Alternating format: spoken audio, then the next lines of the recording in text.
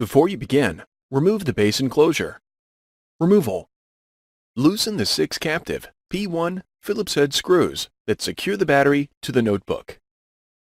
Lift the front edge of the battery to disconnect it from the connector on the system board and remove the battery from the notebook.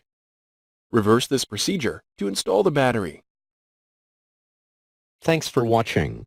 Please click subscribe for more videos and weekly updates.